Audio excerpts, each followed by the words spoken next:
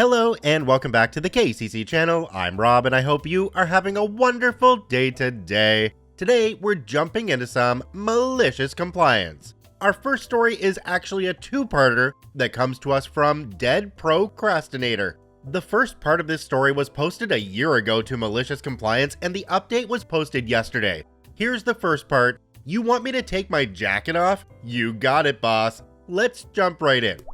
I work at a secondary education institution. Anyone who has worked in academia will confirm that it's a different brand of crazy. Adding on to that, our staff has no balance in gender or ethnicity, so it's the opposite of toxic masculinity. Toxic femininity doesn't quite roll off the tongue. Anyway, with weak management, it has essentially become a mean girls club. The boss lady's PA is basically Queen Bee, with the rest of us being lowly worker bees. As I am not someone to kiss butt, I am often not very well liked, hence the lowest worker bee. Work buys staff shirts for everyone with our logo on about 3 or 4 times a year. They are usually nice golf shirts or button-up shirts, but the last time?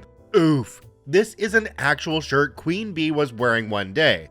Boss lady literally squealed in delight like a toddler when she saw it, insisting that all of us get one of these. Guys, let me describe this monstrosity. It was mainly navy blue with a type of print. Think paisley, but not quite. The shirt was filled with cartoonish squiggles and doodles that made absolutely no sense.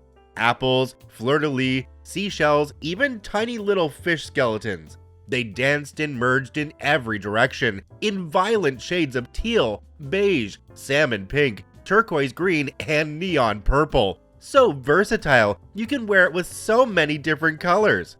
And if the design wasn't bad enough, the fit was even worse. A size that normally hugs my figure fit me like a circus tent.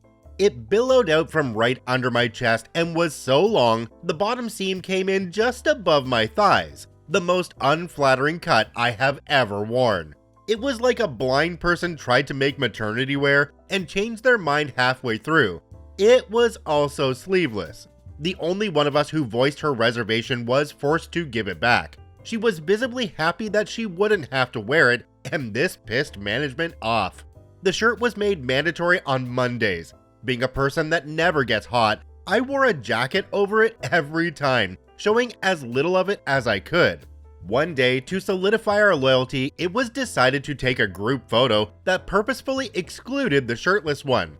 Being super short, I was placed in front. Boss lady looked us over and promptly declared, "OP, you'll remove your jacket, thank you." I replied that I would really rather not. She insisted and we go back and forth. But they were all of them deceived. I'm quite reserved, so no one at work really knows me. I never wear anything sleeveless because I have tattoos all over my shoulder and halfway down my upper arm.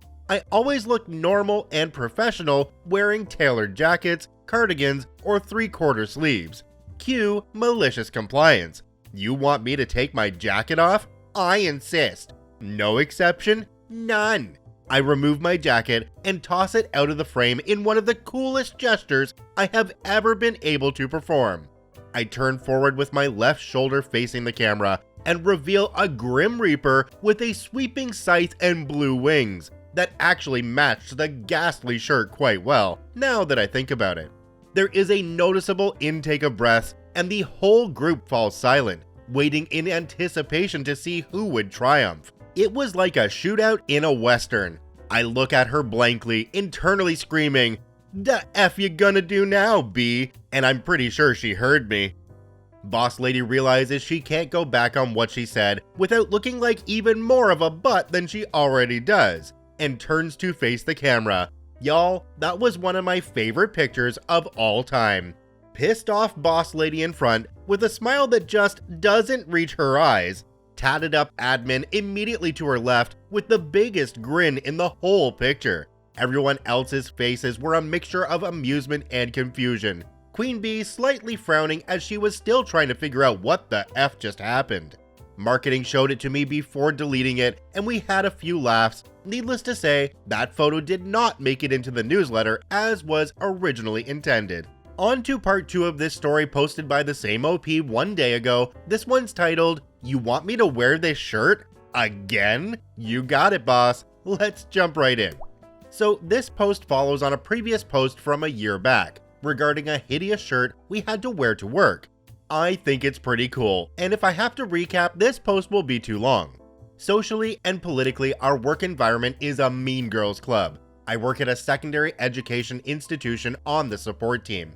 For stupid reasons, a hideous shirt that one of the support staff was wearing one day became our mandatory Monday shirt. Cue this week, it's photo week. We are taking group photos of all the staff, learners, and various teams and committees. These are all going in the annual magazine, which is quite a big deal. All staff were informed that they could wear whatever they wished, as long as it lined up with the color palette of the magazine. This was shared with everyone. They actually chose really pretty shades of pink, peach, mauve, and sky blue. The support team was really happy we could skip the ghastly shirt, until we couldn't. Last week, Thursday, it was communicated to us that we would wear the monstrosity. Of the whole institution, our group would be the only one that looked like crap. The next day, Friday, I was at the hairdresser and inspiration struck. I already have a short pixie cut that I color ultraviolet, basically very dark brown with a purple sheen. I revealed my plans to my stylist and she loved it. After my haircut, I went shopping. Now, one of the things touted as an advantage of the ugly shirt was the array of colors it contained and how versatile it is, as you can wear it with so many colors. I just don't think you were meant to wear all the colors together at once. Now, in my previous post, I ruined the photo when the sleeveless shirt unexpectedly revealed the tattoos on my left arm and shoulder. So I knew this year they would strategically place me with my right side facing forward. I know how they compose and space these photos by now. I've been here too long. So imagine their surprise when I pitch up with an asymmetrical pixie cut. Long bangs, sweeping to the left, regular sideburns to the left, and the right side shaved in a buzz cut. All colored bright purple. Seriously, when I'm facing that way, I look different. So they try to subtly hide me in the middle at the back, slightly behind the person to the left, to hide those pesky tattoos. Because if I'm facing forward, I look sufficiently professional. But I'm wearing killer platform heels, something I haven't done in 10 years, which makes me almost a hand taller than everyone else. I politely declined their request to take my shoes off, so I have to sit in the front. Now, you can clearly see my formal dress pants in bottle green, as well as my undershirt in vibrant teal, my killer heels in pale sparkly gold, and my wide salmon pink belt. Now, I didn't waste any money on these items. Wearing any of them alone or in different combinations looks fine, so I will be using them all. No matter what they tried, they could not find a way to make the group look coherently polished and professional. Because one way they had a tatted up admin, if they photoshopped those out, I would complain politely but firmly. The other way they had an angry emo boy. One way the height was off, and the other way they had someone in an ensemble so garish it offended the senses. This afternoon, a while after work, we were informed that the group photo would be redone for the support team. We were kindly requested to wear the colors as indicated in the color palette tomorrow. In the group WhatsApp, I commented, "Duly noted," and received a ton of PMs joking about it. On the brighter side, I have received a ton of compliments on the hairstyle. Something so daring, in a sane environment, I never would have tried it. I've colored it back to dark ultraviolet, box color yo takes 20 minutes, which complements my light pink dress nicely, and the wide salmon pink belt rounds it off well. In the comment section for this one, there's one that really stood out to me. It's from a user called McFlame13. It says, "We need to abolish making people look professional, as it would actually show that the company has no creativity. If everyone wore what they want, as long as it wasn't offensive or promoted anything illegal, it would show that the company is a good company and would rather have people that are good at their jobs than people that look good." While I can agree with what the commenter is saying, I honestly feel really good when I dress to impress. And I feel when I am dressed to impress, I have a lot more productivity. There's gotta be something to that. A lot of places these days don't really require professional dress anyway. They rely on business casual, which is comfy clothes that still looks pretty good. Well, OP, I have to say, after getting an update a year later, I hope that next year around this time, you have another epic story of how you messed up their perfect photo. Our next story today comes to us from kaysavs. You want your magazine? Fine, I'll deliver it right to your hand. Let's jump right in. Recently, I, 15 female, started getting complaints on the paper round I work. I work a paper round for extra income since I'm not 16 yet and legally in the UK cannot get a proper job. I've had it for 2 years. Lately though, about 2 months or so, I got a new house on the round and they've been nothing but a pain. Not only is it out of the way of my round, so pretty much a hassle to get to, they have to be very rude too. Lately, my boss has been forgetting to put magazines into the papers, and they've constantly been complaining, resulting in me getting reprimanded. That in itself isn't very bad, but they've yelled at me for not closing their gate properly, getting too close to their Ring doorbell, and waving at their child from the window in the morning. All small things that led to this malicious compliance. 5 weeks ago, however, they were still complaining about getting no magazine, despite me making sure before I delivered that it went through and I was getting tired. The next time I delivered their papers, I knocked. Bear in mind, I have to get these papers delivered quickly, so it was 6 a.m. at this point. However, I knocked and knocked until the wife of the grumpy guy opened the door, half asleep and looking agitated. She coughs slightly, and in a typical Karen voice she goes, "What the hell do you want?" I look at her with fake stun, as if I don't know what I'm doing, and tell her, "I'm just delivering the magazine like you asked." At this moment, she knew she couldn't complain, because 1, her Ring doorbell caught it all, and 2, I had physically handed it to her this time. Undeniable proof. For the next upcoming weeks, I knocked until they answered the door, making sure to knock extra loud. This morning, however, the husband answered the door and he looked defeated. He flat out looked at me and apologized. In his words at least, "We get it, we're sorry about the complaints, please stop knocking so early and just get the paper through the door." After that long round, nothing felt more satisfactory than the sweet taste of malicious compliance. I may be underpaid, but it was all worth it to see that face. Jumping down to the comment section in this one, we have one from a user called 87 Lonely Girl. You learned a valuable lesson that some adults never do. Manners cost nothing, and the poetic justice of giving someone exactly what they want can be so much better than getting yourself worked up. This will be a story you tell for decades to come.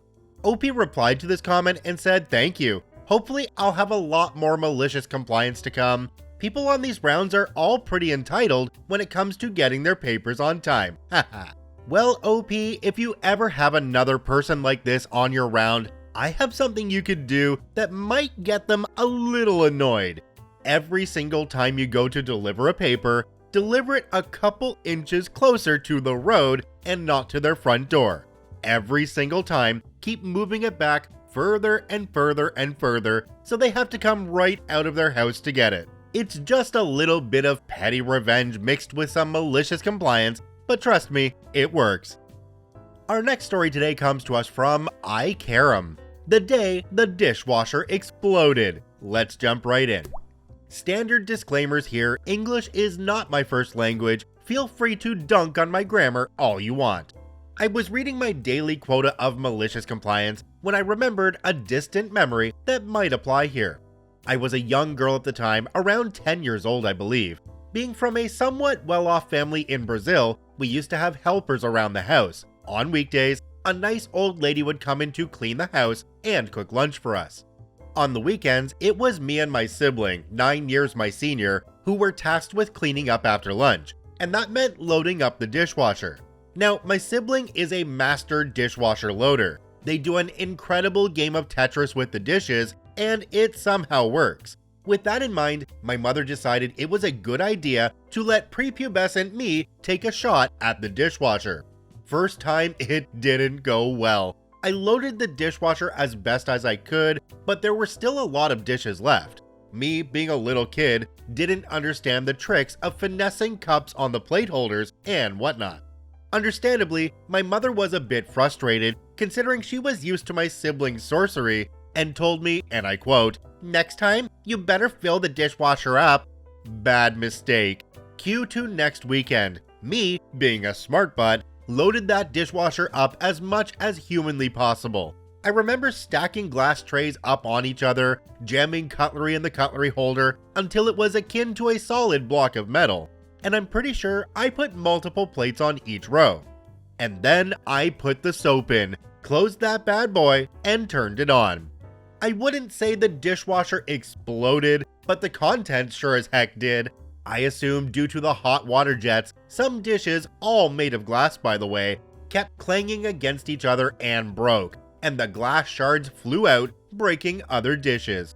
Hours later, while I was entertaining myself in the yard by trying to find worms in the dirt, I heard a scream from the kitchen. The dishwasher sat there, very much broken, with water and soap gushing out. There were glass shards everywhere. My mother stood there, staring at the dishwasher with what I assume was terror in her eyes. She turned to me, "What did you do?" Me, the devil spawn, knowing exactly what I did, I filled it up, like you said. Next time, my sibling taught me how to load the dishwasher properly, after we bought a new dishwasher and a new set of dishes. Jumping down to the comment section on this one, there's one from a user called My Thick Beach. We're being specific on pronunciation there. It says, "I hate parents that get mad because their kid doesn't know how to do anything. Why don't they know anything? Didn't you teach them?" OP replied to this comment and said, "My mom tried to make fun of me to her friends about how I don't know how to wash clothes. I did turn to her and say, well, no one taught me how, not even you. So now she only makes fun of me when I'm not present." OP, I'm glad your sister was able to show you how to get it done properly, because it sounds to me like your parents just didn't want to bother. I also want to mention that pretty much every time we see one of those English isn't my first language disclaimers, the writing is so much better than people who have been brought up on English and have it as a first language and have been speaking it their whole life. OP, I don't think you need to use that disclaimer anymore. Your English is better than mine. Check out all 3 OPs linked in the description down below. I thank you for watching. I hope you have a wonderful day, and we'll see you tomorrow.